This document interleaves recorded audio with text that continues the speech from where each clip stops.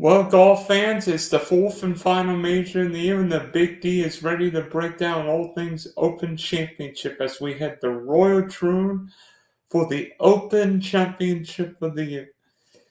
Before I bring in Matt, please subscribe, like, and share the Spunky Spectrum Sports YouTube page. Yes, I am bringing out the Lionel Messi my Inter Miami jersey today, so also, check out the Big D Podcast for audio listeners, Spotify and Apple. So, joining me, the Lionel Messi of golf sports betting when it comes to majors, Matt Vincenzi. So, Matt, Royal Troon for the Open Championship being chipped this week, first time since 2016, and I think we all remember how that went, right?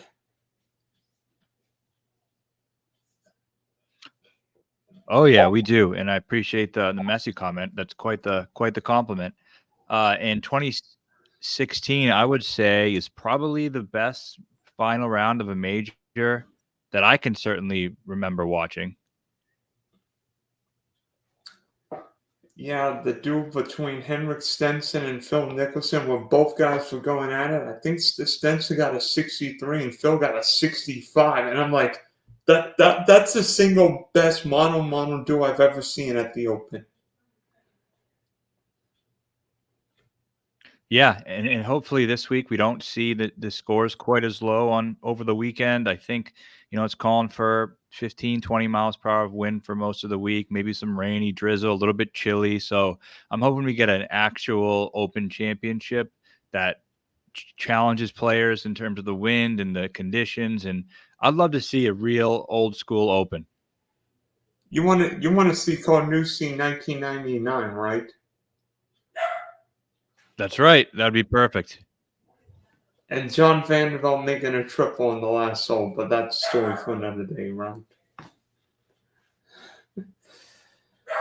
So, does experience Does experience matter at the Open? Because we've seen Colin Morikawa win his debut, but seemingly guys who've played well at the Open and guys who played well in Scotland or overseas typically do well here.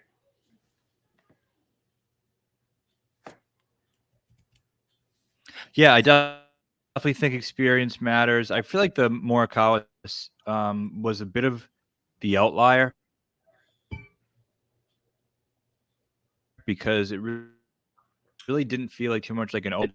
That particular one didn't need the experience, whereas I think most times you are going to need that experience, and I think the odds board, which we'll get into soon, indicates the fact that players who are good in Scotland, good with links golf, kind of have some European tour ties, have done better in the Open than the Americans. Although 6 of the 7 winners at Troon have been American.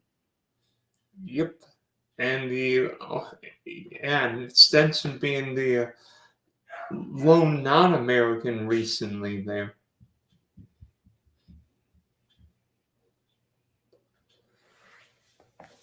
I also think it helps if you've And Phil used could have to. easily won. Yeah, the third play. Yeah, I think Steve Stricker played third, but he might as well have been in. Might as well have been in Royal Rush because he was that far behind the leaders. Right. I also think it helps if you're used to playing in different conditions. You're used to have, you know, it seems like guys who played in Texas typically do well because used to the windy conditions. Have that low ball flight. You don't want a high ball flight for the Open. It's like the exact opposite of what you would have maybe for the U.S. Open, where a high ball flight is needed. Here, you want a low ball flight. Yeah, absolutely true. I mean, I remember talking prior to Pinehurst about how important that apex height was going to be, and I remember Bryson and Rory were my 2 picks because of apex height, and they were 2 of the top 3 in apex height, and they ended up dueling it out. I think, just like you mentioned, this week we're going to be looking for the opposite, some nice low penetrating ball flight, cut through that wind. Yeah, and also especially with this being a coastal course. I mean, yeah, there might not be course comps necessarily in Scotland, but you look at course comps in the U.S. I mean, you think of the Heritage being a coastal course, Pebble. What was the 21? What was the 21 PGA? Kiowa. I mean, it might not be similar, different course designs, but I think guys who Hmm. played well on coastal courses could do well this weekend.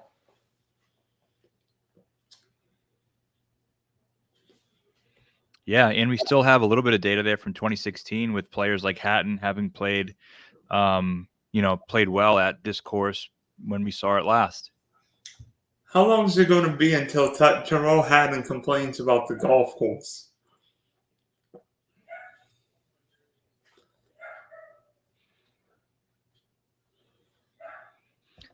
Oh, I think it's probably going to be a long time. I think those days might be over.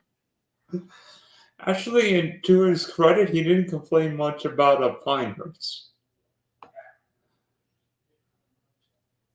Yeah, that is true. He didn't. I saw him throw a club yesterday in Live, so I don't know. It seems to be up and down, but I think this should suit him pretty well. I'm not on him, but it'd be nice to see him contend in a major. Yeah, you all on an Englishman, but not Hatton. We'll talk about him later on. TV production has been a big topic the past few years. Whether it's CBS or NBC doing an event. What do you like and what do you don't like about the TV production?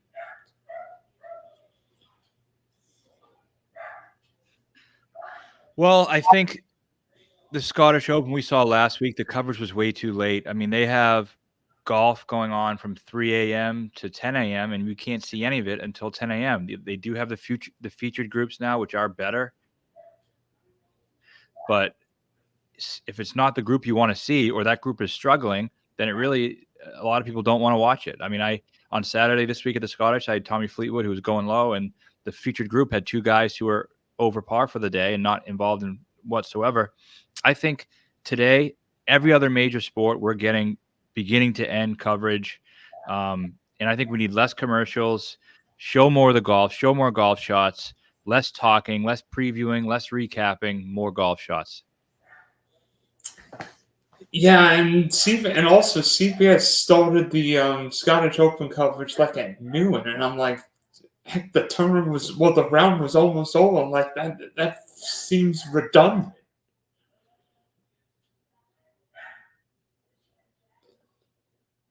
Yeah, absolutely. It is redundant.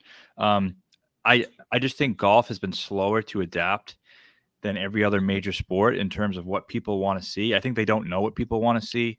I think we're a little behind the times. I'm hoping some changes are made in the near future, so next season and beyond that, we have a better product.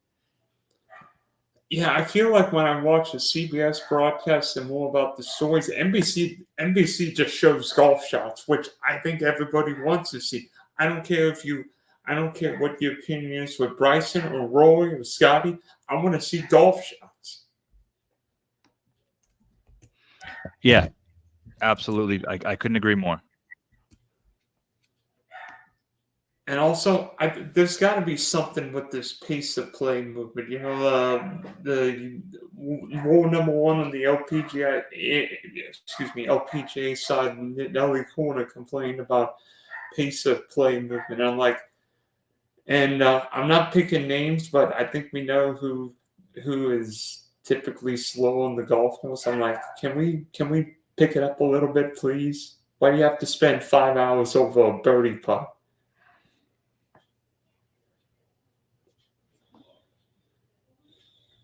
Yeah, I wrote about that actually about Nelly complaining about that pace of play. I do think there are some guys who are really fixing it. I think most of the younger players are better, but guys like Tom Kim have been really bad. Bryson is not great, um, but guys like Ludwig Oberg has been refreshing, coming on tour and just going and hitting the ball. I think we're seeing people start to talk about it more and complain about it more, which I think is good because it's going to bring some more awareness. And I think they got to just start penalizing players. Like on Live, actually, believe it or not, everyone says it's the exhibition tour, but guys have been stroked for slow play multiple times. Where on the PGA Tour, it really hasn't happened all that much. I think you got to start assessing, penalties to these players who are breaking the rules. Didn't somebody get a two-stroke penalty because he was late for his third round tee time? Yes, that's right. Yeah, that was the other day, and then it almost happened again last week. I want to say it was on the DP World Tour. Yeah, a guy was like 4 minutes late for the tee time at the DP World Tour, but he actually figured it out. And if you hit your ball before 5 minutes, I think you avoid the penalty. But who got it? Oh, it was Mackenzie Hughes who got it yesterday, Yeah, third round. maybe. And I'm like, that's got to be the oddest thing I've ever seen. How can you be that late for a tee time? I can't believe what they could possibly be doing as a professional golfer and not making it to the golf course on time. And I mean, yeah, the time change and all, but that's no excuse when you've been there for a couple of days. That's no excuse. No, if I can't be late for work, neither can they. And by the way, hopefully we don't have a Bryson Patrick Cantley final pairing on Sunday. Although it might be good drama, that might be the slowest pairing in the history of golf. Yeah, that would be pretty slow. We had that final pairing there and at the BMW a few years ago, and I think it was in Maryland.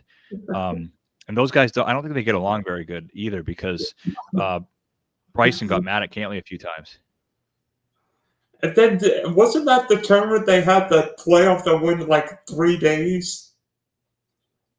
Oh, and both guys just couldn't miss a putt. The 20-footer, 30-footer, they're just matching putt for putt the entire time. Almost like Rom and DJ at the 2020 at Olympia Fields, right? That's right. That was another great one. Those are BMWs for whatever reason always have exciting finishes.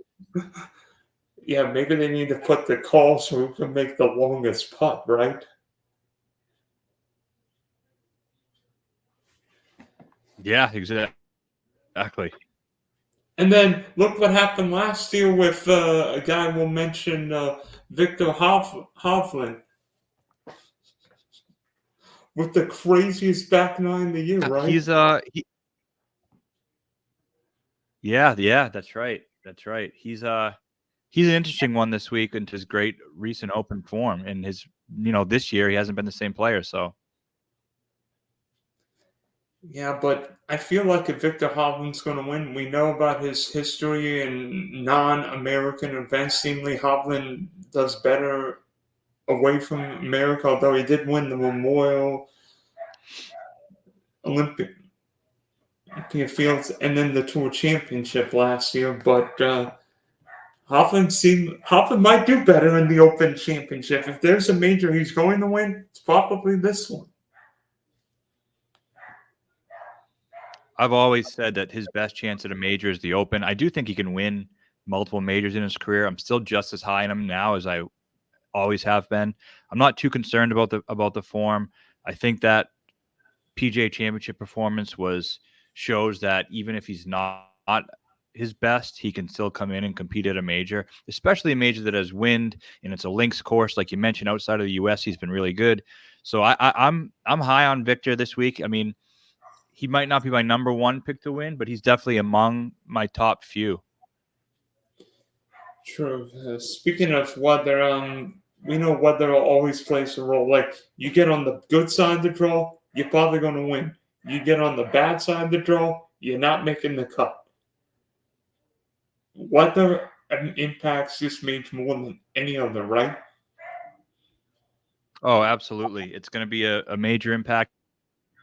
I'm hoping it's not quite as drastic as it was in 2016, where basically you had, a couple of golfers in a 3-hour window that if you played, at that exact time, you had advantage over everybody else. And that's why the leaderboard was so separated with Phil and Stenson on the top and everyone else was kind of far away chasing. I hope it's not that extreme, but there always is that risk at the Open. And I think that's what makes it predictable of the four majors. Yeah, plus the Open's got like the longest time because you could be done with your round 5 hours before somebody else tees off because of these. Everybody goes off one. Like you start at like 2, 3 a.m., but then somebody else starts at like noon. Right. Is Scotty? I mean, we've seen Scotty Scheffler basically dominate the season. I mean, I think he's won every signature event for the last 75 years, except Wells Fargo. But is Scotty Scheffler good for golf? Is he good for golf? I think he is. I think people want to see this dominant, player. I think people like that. Um, would it have been better if it was somebody who had more of a interesting personality or was more, um, outgoing and not as reserved? Yes, that would have been better. But I think it's good to see someone who's dominant, and it also, I think it's good for the tour because now you have someone, if you beat Scotty, that's really saying something. It's like trying to beat Tiger. You're trying to beat Scotty. And although, he still only won the Masters, so let's see what he can do at some of these other major championships before we start anointing him as the next Tiger. I mean, maybe Scotty's personality is more chilled, more laid back, but you know what? Some guys aren't really out there among the people. I mean, we see Bryson's personality is more bubbly. You know, Roy will show his opinion more on things, but you know that's fine. I mean, and maybe in a way, golf needs a stall because I feel like golf's biggest problem right now is there's nobody to replace Tiger Woods. When Jack stepped away from the game, Tiger was ready. Now with Tiger leaving, or soon to leave, somebody's got to take the mantle from him. Yeah, absolutely. I think that does need to be done. It should have been Rory, but Rory obviously has had his struggles over the last 10 years, and you need majors to be considered that type of a player. So yeah, it's good to see a guy back up there. I don't know if I believe as much as other people believe that this form will be as prolonged as some people think. I think it might, start to every time we've seen this in the past, it's gone up and down. I do think it will tail off at some point for him. Maybe not soon, but I think it will. Yeah, especially if the PGA and Live Tour get full-fledged fields, because maybe part of Scotty's dominance is he's not facing the Live guys every week. I do think that's part of it. I do think that's part of it. And it's not just the type of players they are, but it's also the type of personalities and guys who are not scared or intimidated and have that type of dominant, you know, trait that you might need going against somebody both physically and mentally, like a Rahm or a Bryson or a Brooks or a DJ. Guys who don't care who they're facing. If they're at their best, they can beat anybody. Would you throw in Xander in that category? Yeah, I mean, I think Xander had the perfect storm for him to win. It was an easier condition. His last two tee shots when he won at the PGA were both left. I don't know if my overall opinion of Xander as a some alpha closer has changed because he won a major at -20. It's almost like he. I mean, to be honest with you, I was actually probably more impressed with Xander winning the Olympic gold medal than I was the PGA. But maybe that's because we've seen Xander not necessarily fulfill his promise. I mean, the week before at Wells Fargo, Roy blew him away in the final round.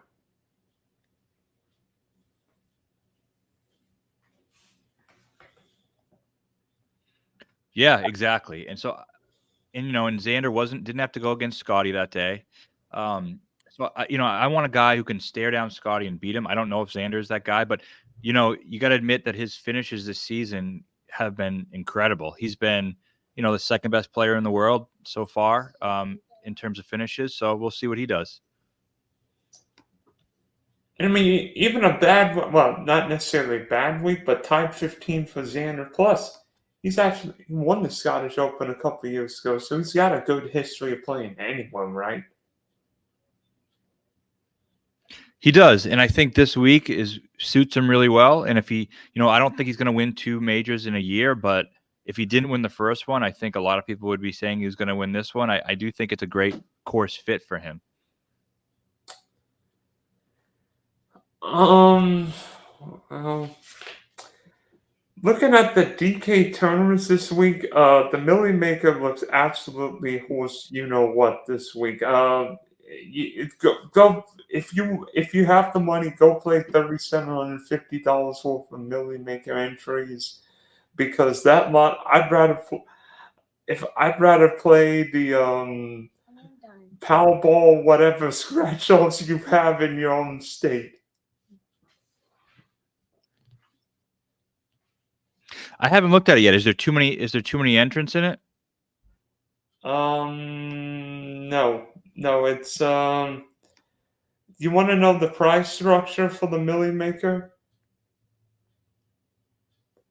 Yeah. A million the first, 100K the second, 40 the third, 25 fourth, fifth is 20, six is 15, 7 and 8, 10, 9, 10, 7, 11 through 15, 5K. So you need a top 15 to make back your money. Top 15. Wow. I don't. Yeah, that's gonna be tough to do. I don't know about you, Matt. I'm not going to throw 3,700. I'm not going to throw my hard-earned DK dollars in the Millie Maker. I'll throw 5 or 6 lineups in just to see if I can get lucky. That might be what I do. But what tournaments intrigue you the most this weekend?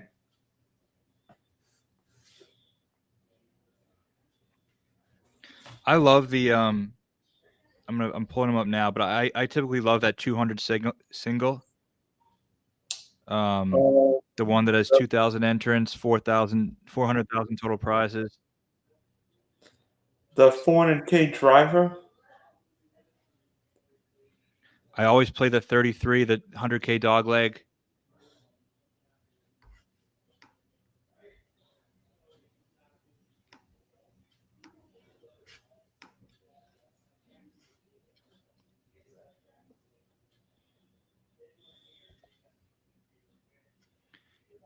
The 12 single I like, the 100 single. Those are probably my favorite ones. Yeah, because you're not playing up against people with 150 lines. You have one lineup, and some other jack schmo has got one lineup. Exactly. That's why I love the single entries, and that's why I play them, more often than anything else. Or if you play maybe a maybe like a 3 max, like I know you've won like the PME Open Pat Mayo experience a couple times. Yes, I have. I like the 3 maxes too. I never want to play anything with more than 3 entries, and I liked that one because that was there was no rake, so you're not paying more than you have to pay. I'm kind of sad that contest went away. I haven't been doing quite as much DraftKings this season. Yeah, I don't know what it is, but some of these I'm a little bored with some of these tournaments for DraftKings. I mean, maybe it's because I'm used to best ball and all these tournaments. And it's like I don't think I would play some of these I mean, if you have Millie Maker tickets, fine, but I don't think I would play. I'm not playing. I don't think I would play the Drive the Green Terminal, whatever it is, right? That seems. No, yeah, that one seems like just a waste of money. Yeah, absolutely.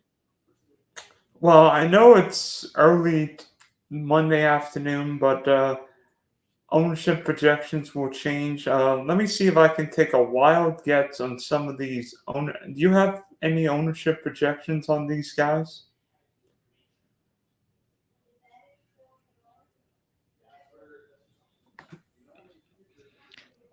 Yeah, I'll be guessing a bit too. I can make a pretty educated guess, but we'll see. Uh, Scott, I'm trying.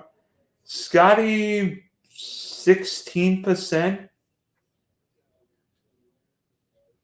Yeah, I mean that's it's close. I would guess it's going to end up being closer to 22 or so percent, just because you have a lot of these casual players who only play in the majors, and these people have only been hearing about Scotty Scheffler over the last few this whole year, so they're probably going to stick him right in their lineup. I'm guess. Think. Bryson, 15%.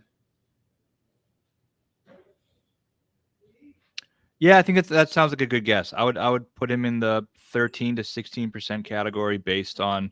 I think there is that conveying wisdom that people think he's not really built for opens, which may or may not be true. I think there is some truth to it.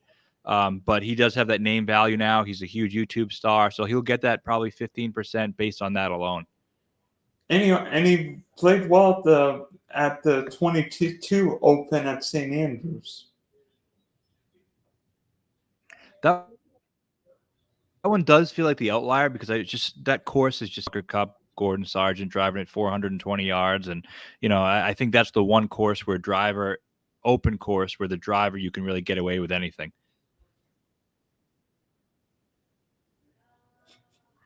Although Cam Young's putter was the hottest thing to hit Scotland that week. That is true, but another bomber who has 40, 50 yards into every single approach shot.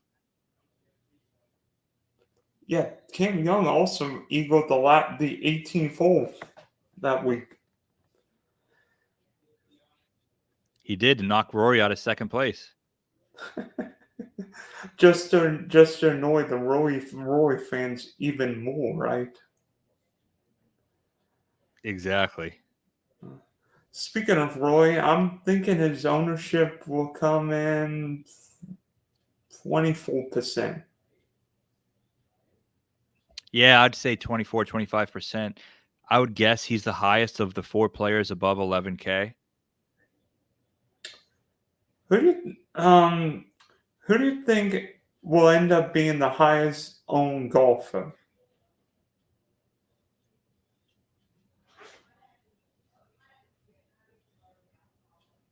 Can you repeat that? Who'd you ask about? Who do you think will be the highest owned golfer this week?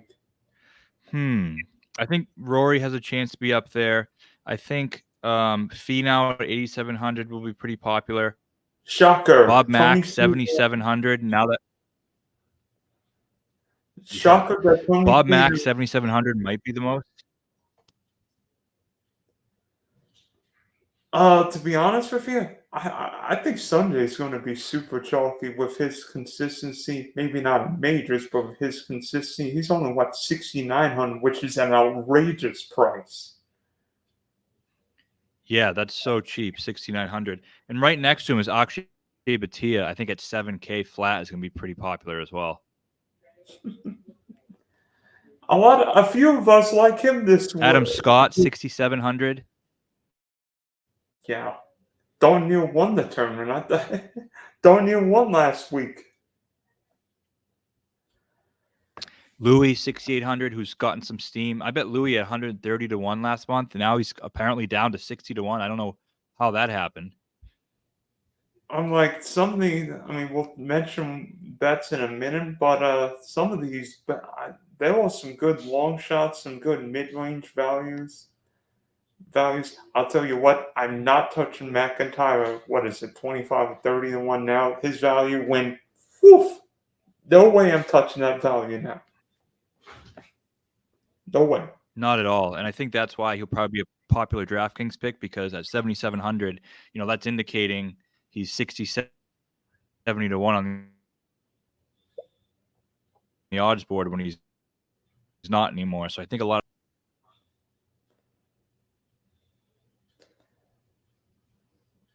I think if I'm playing the math game, I'm looking to fade McIntyre and GPPs and playing like minimally. I'll take my chance with Cam Young that he's not broke. I take my chances with and Aaron Ryan. If this gets windy, rainy, muddy, he's got two gloves. He might fit in. Yeah, that's right. And although I do think he'll probably be pretty popular too. He seems like a really high floor, safe play on the board. Cash game. Yeah, he does seem like a good cash game play this week. Who's looking like some good GPP plays this weekend? Because a couple guys intrigue me. I have no idea what John Rahm's ownership is, but he sort of intrigues me. I mean, I hope he's healthy. I mean, seemingly better in Nashville. Not great the live event this past week, but maybe John Rahm's not completely broken. Yeah, I think he's a great GPP play this week. I've always liked him at opens. His open history is incredible. He did lead the field last week in greens in regulation. They don't have strokes gained stats, but they do have those traditional. Yeah, I like him. Another live guy, Neiman. He's right around McIntyre, and some of the Connors, Rice, Tagala, people who will be really popular. People are sick of him at majors. They're kind of giving up, it seems like. But I think I want to go to him at a place where ball flight that could really be a benefit at Troon. And honestly, lengthwise, I don't think Neiman would be on a disadvantage. He can hit the ball whatever distance anyway. I feel like Neiman could play anyone. Like some courses favor length. Like Brian Holman's not going to win a major at Bethpage, but he could at Hoyle. Exactly. Nikolai Højgaard, I kind of like down there at 6,700. He's around a lot of popular names, and he played better last week than this finish indicates. His approach numbers were great. I think he might show up this week. Yeah, I don't know what's with. I'm trying to think. I mean, they lost some values here in the low sixes. I mean, Kirk Kitayama, Harris English, Stenson's at 62. Who is the David Puig is at 6,100. I mean, this feels like a week you could go Stalls and Scrubs.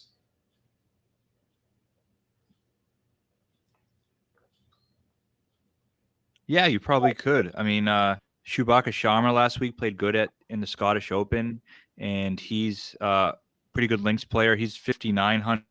You got Mackenzie Hughes, who I mentioned, who's obviously a great putter. I think you'll get a really interesting leaderboard, and I think there will be some of these guys who down here. Daniel Hillier was 46th last week in Scotland. He's 5,600 on DraftKings. I think I do agree. You could get away with the Stars and Scrubs for sure. I mean, Mateo. Matthew Southgate annoyed everyone last week because he was the uber chalk and missed the cut. Yeah, he's a links guy. But, I mean, look at Mateo Monacero, finished 15th. I know Tom liked him last week. He finished 15th at the Genesis Scottish Open, and now he's 5,400 on another links course.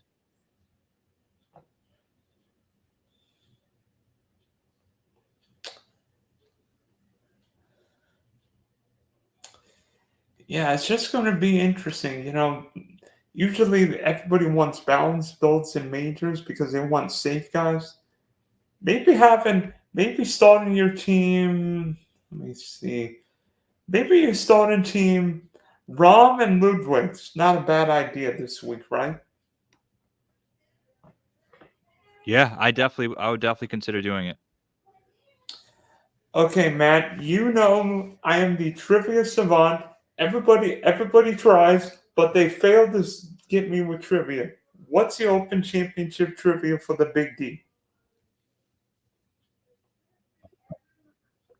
All right, Big D. My question today is going to be: which of these Scottish links course did Tom Watson never win the British Open on?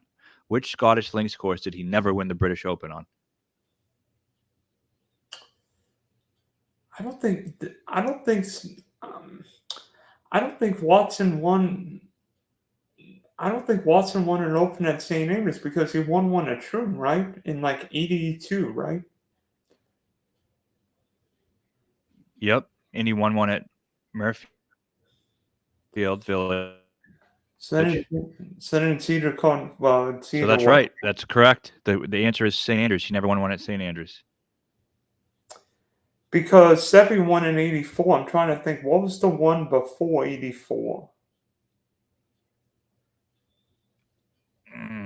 You would know that better than me. Hmm.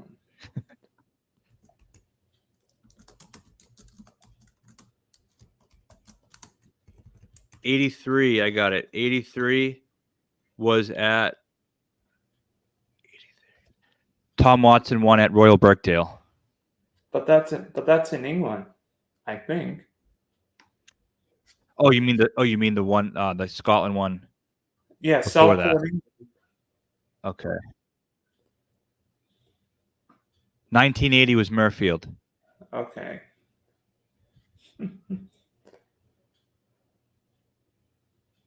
Yeah, Watson And won. then he won in Turnberry in 77. I can't believe Tom Watson didn't win an Open at St. Andrews. That feels with how good he was on links. Yeah, it's crazy. Huh.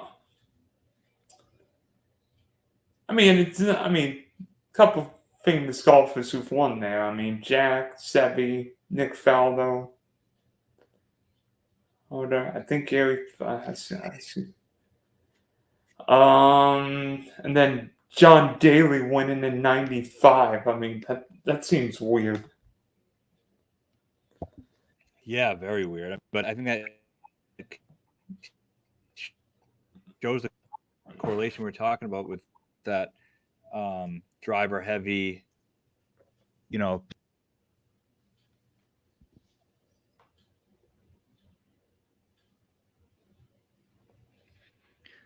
Who was it? Jack who said, no one's you're never anybody until you win an Open at St. Andrews. Yeah, yeah, yeah. How about Tiger in 2000 won a U.S. Open at Pebble and an Open at St. Andrews? You could do worse than that. Yeah, that's right. Oh yeah. So the quote from Jack was, "If you're going to be a player people will remember, you need to win the Open at St. Andrews." Well, then Cam Smith's a player we're all going to remember, right? Absolutely right. Picture right here. So, now we get to your favorite part of the show. We talk about bets, and your Open Championship card is spicy this week. Yes. Your first guy is So I do think this week it does seem more wide open. It seems like I have no idea.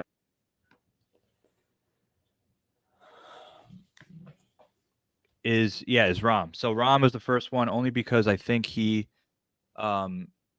I think he's healthy again. I like the fact that he was first in greens and reg last week. I think he's getting there. And just the number is too big. I mean, my theme of my betting card this week is players who I think their odds are too big considering the talent that they have. So Rom at 25, yeah, maybe he's not in form, but if he's around on the weekend of a major and everyone's going to be saying, why the hell didn't we bet him at 25-1? yeah.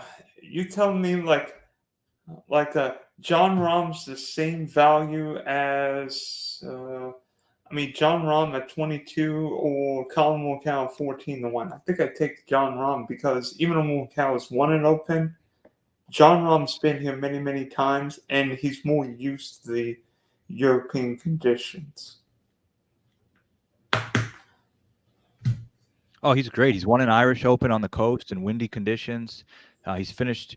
He kind of stormed at St. George's when Morikawa won. He got himself into the top 3 or top 4 that week. He's just a great Open player. He's a great links player. I have faith that one of these weeks he's going to figure it out. And I didn't bet him at the other 3 majors when the value seemed to be really good. This one is the one, in my opinion, he can win without his peak form. And your second guy is seemingly a guy who everybody in the United Kingdom hopes he will win, and not just because of the hair.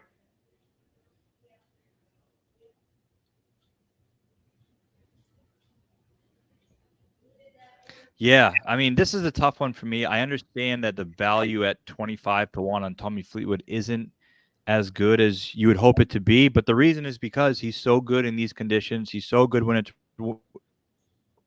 windy and rainy and in the United Kingdom.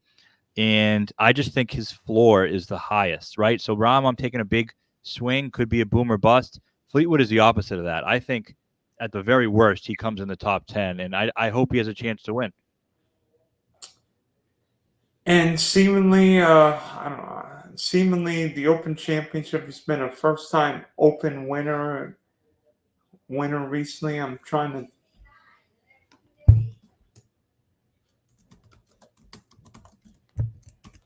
I don't know what it is, but like recent form has led where first-time Open champs have won. You think of Zach Johnson, you think of Jordan Spieth, you think Henrik Stenson, you think of Molinari or Lowry, Morikawa, Cam Smith, or Brian Holmes. First-time Open champs. And That's right, yeah.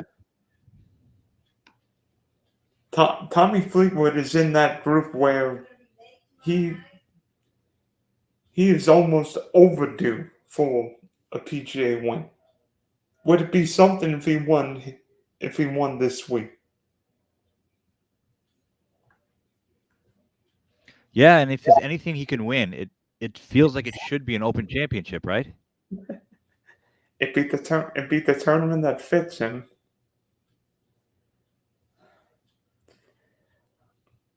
Absolutely. And I hope it plays tough. I think if it gets too easy, he doesn't really have a chance, but if it plays tough, he does.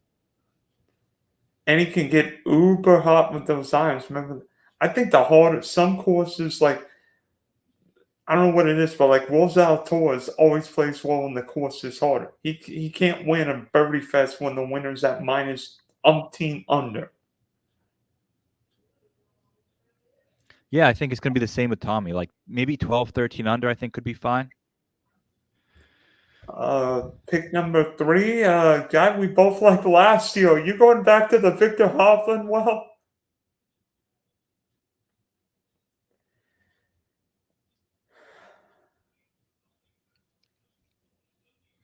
Absolutely. I think he's a player who could be this one. He showed up at the PGA despite not being in great form. This is a guy last year at the end of the season when he won the Tour Championship, everyone was saying is the best player in the world. You know, him and Scotty are 1 and 2, and now he's 30-1 to win a major. I'm just going to take it. Close my eyes and take it. Yeah, if you would have told me last year Victor Hovland's 30-1 at the Open, I'm like, sign me up. I don't even need a pencil. I'm signing a pen. Oh, absolutely. You know what? I'm happy with it. I'll take it. If it doesn't win, I'll still bet it again. If it ever gets to 30 again, I don't care. And then number 4, you're going down with Joaquin Niemann again, right? Oh yeah, it's broken record for me. I did bet him at 100-1 to begin the season. I bet him at all the majors when I found out that he got in. So I would still bet the 60 or 66. I just think talent-wise, he's too good. I mean, he shot 67, 67 over the weekend at Valderrama. His major record has not been good. His open record has not been good. There's no hiding from that. But if it gets windy, he's a great wind player. He's a low ball flight, and he's talented. He's probably weak. You're betting on talent and low ball flight. I like that. And then the last one, oof. Yeah. I think you won back all your money this year, right? Oh yeah. And Batia, um, you mentioned the Texas link with players who have been good in the wind. He's a good wind player, and I think he's the talent to win. Is he ready yet at 22 years old to go and win a major? Probably not, but at 100 to 1 plus, I'm happy just taking a stab at it. Well, I've got a couple guys. I'm with you on Hovland. I mean, the value seems crazy. I feel like Hovland, if he's going to win a major, is probably going to be an Open. I don't know what it is, but Tony Finau is overdue the win. Tony Finau is going to win, and you know what? It might come this week. He has been so consistent, particularly recently. What is he? I mean, he was fifth at the Travels, third in the Open, eighth at the Memorial. He's seemingly there every single week. Win player can hit. I feel like Tony Finau will be steady. It doesn't matter what condition. It be 50-mile-an-hour hurricane or perfectly sunshine. I think Finau can win anyway.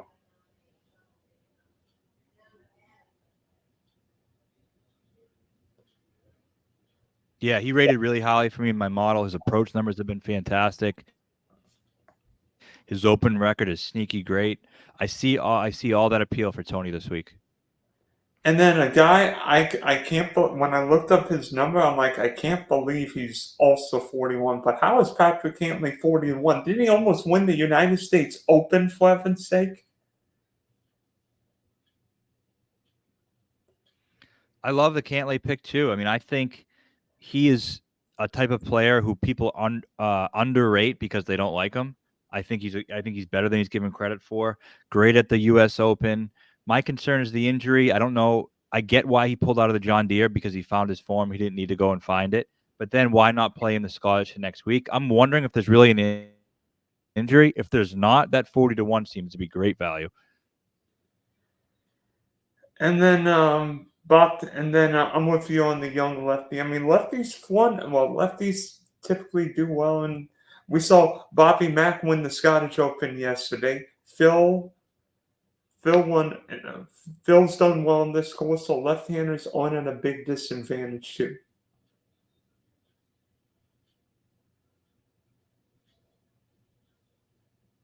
Yeah, and he's a great win player. He's proven in that category. I just wonder whether he'll have enough meat on the bones in 50-mile-an-hour winds. That's very true. He's hot too, and hopefully he learns from that short miss at the Rocket Mortgage, and that gets some scar tissue from that, and gets better for it. Might actually be a blessing. Yeah, you imagine it's Badia and Roy in the final pairing because I mean Roy's got some scar tissue, well, major scar tissue.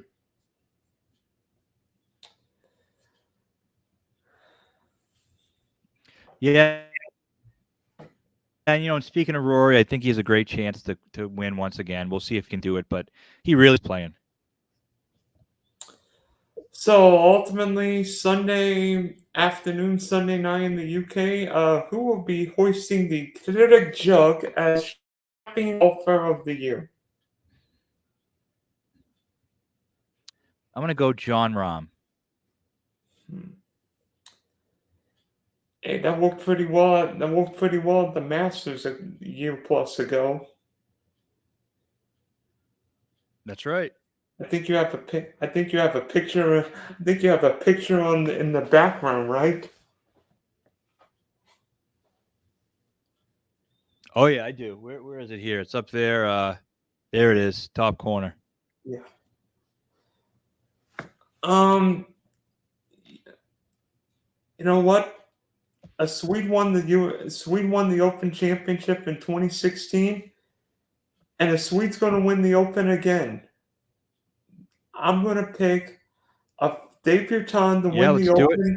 Ludwig is going to win the Open Championship. He's not going to have a final round choke this week. I'm sick of tired of him entering the final round with a 2-shot lead and all of a sudden blowing it away in the final round. He's going to win the Claret Jug.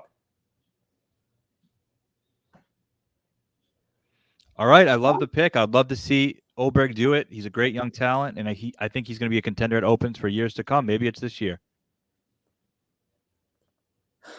And now I'm sweating. Yeah, now I'm going to be a sweaty Swede before next. I'm going to need like an Oprah jersey. Yeah. Oh, and you even got the Adidas on like Oberg wears. Yes. Yes. It's a coincidence, right? All right, Matt.